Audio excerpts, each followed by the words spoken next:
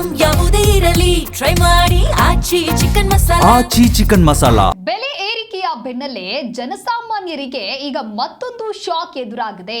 ಸದ್ಯದಲ್ಲಿ BMTC KSRTC bus ಪ್ರಯಾಣ ದರ ಹೆಚ್ಚಳವಾಗುವುದು ಬಹುತೇಕ ಫಿಕ್ಸ್ ಎನ್ನುವಂತಹ ಮಾಹಿತಿ ಸಿಗ್ತಾ ಇದೆ.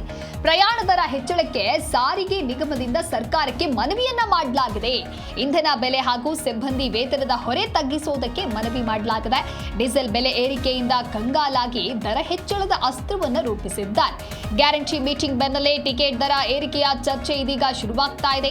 ಪೆಟ್ರೋಲ್, ಡೀಸೆಲ್ ಹಾಗೂ ಗ್ಯಾಸ್ ಸಿಲಿಂಡರ್ ದರ ಏರಿಕೆ ಬೆನ್ನಲ್ಲೇ ಹಲವು ವಸ್ತುಗಳ ಬೆಲೆ ಏರಿಕೆಯೂ ಕೂಡ ಆಗ್ತಾ ಇದೆ. ಈಗಾಗಲೇ ಜನರ ಜೀವನ ತತ್ತರಿಸಿ ಹೋಗ್ತಾ ಇದೆ.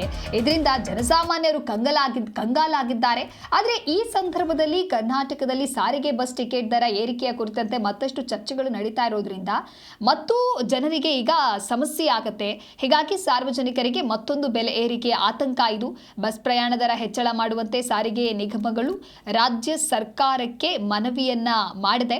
ಸಿಎಂ ಡಿಕೆ ಶಿವಕುಮಾರ್ ನೇತೃತ್ವದಲ್ಲಿ ನಡೆದ ಗ್ಯಾರಂಟಿ ಪ್ರಗತಿ ಪರಿಶೀಲನೆಯ ವೇಳೆ ಬಸ್ ಟಿಕೆಟ್ ದರ ಹೆಚ್ಚಳಕ್ಕೆ ಸಾರಿಗೆ ನಿಗಮಗಳು ಪ್ರಸ್ತಾಪವನ್ನ ಮಾಡಿದೆ ಅನ್ನುವಂಥ ವಿಚಾರ ಬೆಳಕಿಗೆ ಬಂದಿದೆ. ಡೀಸೆಲ್ ದರ ಮತ್ತು ಸಿಬ್ಬಂದಿ ಹೆಚ್ಚಳವಾಗಿದ್ದಾರೆ.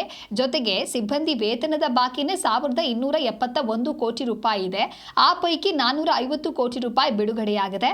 ಆದ್ದರಿಂದ ಪ್ರಯಾಣದ ದರವನ್ನ ಹೆಚ್ಚಳ ಮಾಡೋದಕ್ಕೆ ಅನುಮತಿ ಕೊಡುವಂತೆ ಸರ್ಕಾರಕ್ಕೆ ಮನವಿಯನ್ನ ಮಾಡಲಾಗಿದೆ.